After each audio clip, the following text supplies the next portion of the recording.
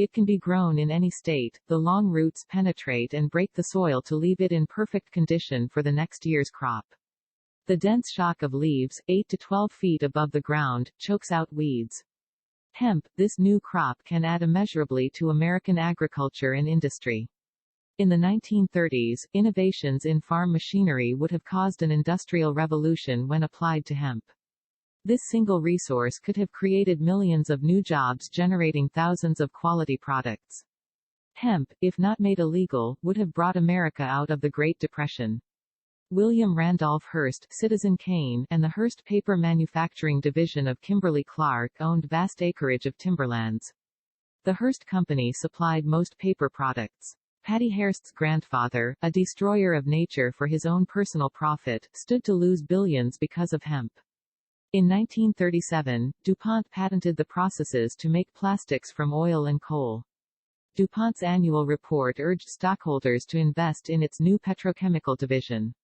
Synthetics such as plastics, cellophane, celluloid, methanol, nylon, rayon, Dacron, etc., could now be made from oil.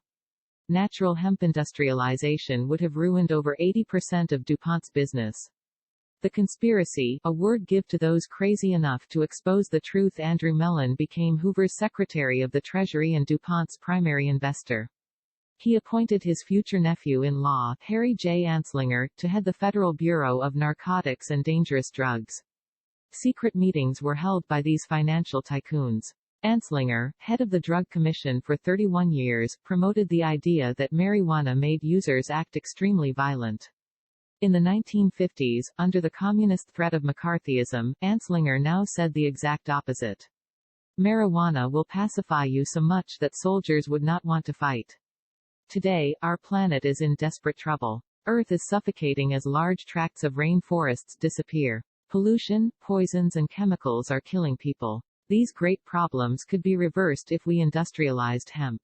Natural biomass could provide all of the planet's energy needs that are currently supplied by fossil fuels. We have consumed 80% of our oil and gas reserves. We need a renewable resource. Hemp was declared dangerous and a threat to their billion-dollar enterprises.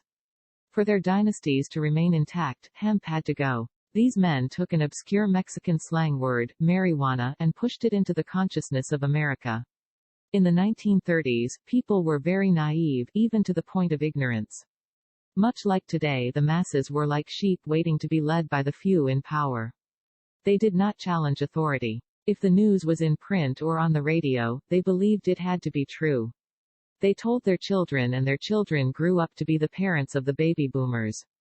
On April 14, 1937, the prohibitive marijuana tax law, or the bill that outlawed hemp, was directly brought to the House Ways and Means Committee.